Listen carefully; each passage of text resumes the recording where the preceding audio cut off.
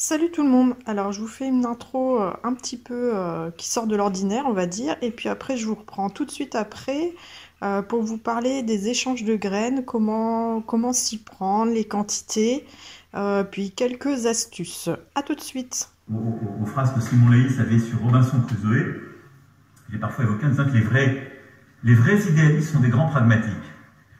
Le jour d'après, il doit nous faire penser, et on le pense déjà, notre vulnérabilité, etc. Mais je crois que Simon Leys, il y a cette formule, il dit quand Robinson part, il part pas avec des grandes idées de poésie ou de récit, il va dans la cale chercher ce qui va lui permettre de survivre. Du fromage, du jambon, des choses très concrètes. C'est l'aspect confiance que j'ai dit, pour pouvoir ensuite inventer quelque chose et créer. Et il y a dans l'enseignement de Robinson quelque chose de ce qu'on vit. Robinson, quand le naufrage est là, il ne se prend pas les mains dans la tête en essayant de faire une grande théorie du naufrage. Sinon d'ailleurs nous n'aurions jamais écrit le récit de ces miracles. Il prend d'abord du jambon, du fromage, mais il a en lui cette capacité à réinventer une histoire unique.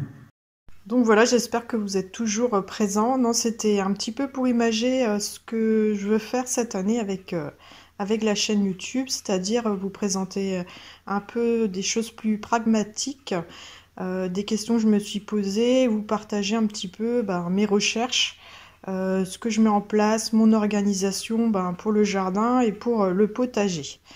Donc là, ça fait partie aussi de mon actualité, hein. Là, je suis en train de faire du tri dans ma boîte à graines. Donc ça, c'est toutes les semences que je fais moi-même. Donc j'en ai quand même, je me suis bien améliorée cette année. Et donc j'ai pas mal de surplus. Et ce que je fais, c'est que j'échange avec d'autres personnes mes graines. Alors c'est vrai que lors de mes premiers échanges, je me suis posé pas mal de questions. Donc je voulais vous faire partager un petit peu les réponses que j'ai trouvées et puis éventuellement les astuces. Alors dans un premier temps, quand on échange des graines, c'est toujours sympa d'avoir un catalogue de semences. Alors ce catalogue-là de chez Cocopelli coûte quand même relativement cher, je trouve, pour ce que c'est. Surtout que c'est écrit très gros et on aurait pu imaginer un format qui soit un peu plus accessible financièrement pour les personnes plutôt qu'un gros bouquin comme ça. Bon, malgré tout, c'est une association qui milite dans la préservation des semences paysannes et ça permet aussi de soutenir le travail de cette association-là. Si vous n'avez pas beaucoup de moyens, bon, vous pouvez peut-être le trouver d'occasion hein, et moins cher, peut-être à moitié prix. Mais sinon, si vous n'avez pas beaucoup de moyens, première astuce, c'est que vous pouvez commander des catalogues chez les grainetiers. Alors j'ai regardé, il y a des catalogues en ligne. Moi je suis un peu vieille école, donc j'aime les catalogues papier. Et donc j'ai cherché pour vous, donc je l'ai commandé. C'est chez les graines Beaumont, vous pouvez commander et recevoir le catalogue à la maison. Donc ça vous permet aussi de voir toutes les diverses variétés, celles que vous voulez utiliser dans vos échanges de graines. Donc je reviens pas sur, je vais pas parler de comment je récupère mes graines. Je ferai certainement une autre vidéo, hein. Là on va s'arrêter vraiment à l'échange. Alors dans différents lieux publics, vous avez les boîtes à graines. Là, en ce moment, avec le Covid, nous, on en avait une sur mon lieu de travail, c'est fermé. C'est pour ça que j'ai beaucoup de graines d'ailleurs, parce que finalement, après, j'ai pas remis en place la boîte à graines. Donc ça, c'est une idée aussi, c'est sur son lieu de travail. Si vous avez, par exemple, une cantine ou si c'est un lieu public comme le mien, c'est sympa de mettre en place une boîte à graines. Vous demandez à votre responsable et il suffit que quelqu'un s'en charge. Donc moi je l'alimente assez régulièrement. Le problème des boîtes à graines par contre c'est que c'est dommage, hein, c'est un système qui fonctionne aussi sur la solidarité. Et il y a beaucoup de gens en fait qui se servent et qui ne font pas la démarche après derrière de récupérer leurs graines dans leur jardin pour alimenter la boîte. Donc souvent la boîte se retrouve vide. Et ça, c'est bon, c'est quelque chose aujourd'hui. Les gens attendent beaucoup des autres, mais eux ne donnent pas forcément tout le temps. C'est vraiment dommage. Et du coup, je voulais vous montrer Là, par exemple, ça, c'est les graines de ma fille. Donc, vous voyez, c'est pas compliqué, hein, même quand on a 9 ans, un enfant de 9 ans est capable lui-même d'aller récupérer ses graines. Donc, elle m'a récupéré des lunaires. Ici, c'est de la rose trémière. Elle gère son petit truc toute seule. Donc vraiment, si dans les premières années de vos potagers, vous utilisez les boîtes à graines, pensez quand même à faire la démarche inverse. Le jour où vous avez vous-même des graines de votre jardin, allez remplir aussi ces boîtes pour que des nouveaux jardiniers puissent démarrer un jardin à moindre frais. Donc sinon sur internet vous avez des groupes Facebook. Je trouve que moi c'est comme ça que j'échange mes graines. Donc il y en a différents. Par exemple, échange, don de graines et de plantes, échange de graines, troc aux plantes, bouture. Et vous avez aussi la page Facebook graines de troc. Même quand pour démarrer un potager en don, vous trouvez toujours, vous demandez, hein, il y a des gens qui donnent contre une enveloppe timbrée. Donc si vous démarrez, c'est possible aussi. Et on peut faire des échanges vraiment très intéressants avec des semences anciennes et assez rares. Alors on pense pas non plus, mais il y a aussi Le Bon Coin, c'est pas mal parce que vous pouvez aussi en mettant une annonce échanger des plants plus grands, des petits fruitiers par exemple avec d'autres personnes. Parce que les envois des boutures, c'est pas évident. Là moi j'ai fait des boutures de thym citronné. J'ai envoyé à une dame sous pli. Et en fait, comme il neigeait, elle a reçu ma bouture complètement congelée. Donc on verra ce que ça donne. Autre point aussi, c'est l'ensachage et les quantités. Alors, si vous avez envie de rigoler, je vais vous faire rire, hein, je vais vous redonner le sourire. Donc ça, c'est les échanges que j'ai commencé à faire. Donc j'ai reçu pas mal de graines.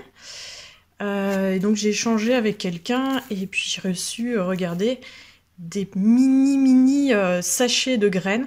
Donc ça forcément, quand vous recevez ça, vous êtes un petit peu déçu quand même, hein, parce qu'au niveau de la quantité, c'est des chicorées. Moi je voulais essayer les endives.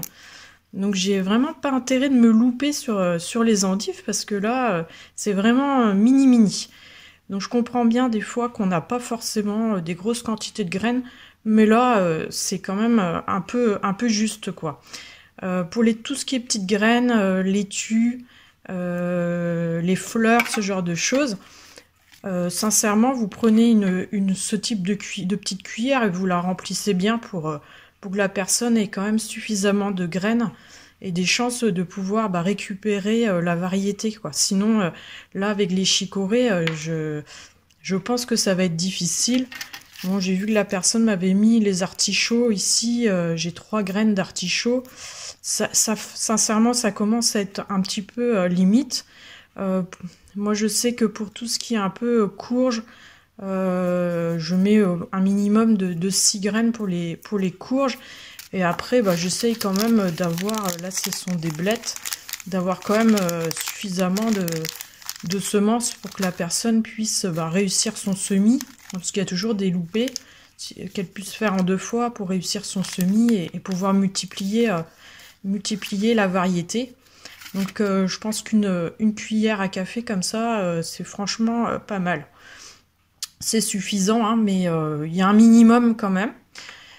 Parce que sinon, les personnes avec qui vous allez faire les échanges risquent d'être un petit peu déçues. Moi, ça m'a plutôt fait rire, mais bon... j'ai rien dit à la personne, hein, j'ai laissé tomber, mais bon, c'est un peu limite quand même, un limite radin quand même. Alors sinon, au niveau pour envoyer le courrier, moi c'est vrai que j'avais tendance à faire ces petits sachets-là, mais mine de rien, si vous en mettez plusieurs, ça va peser un certain poids dans votre enveloppe.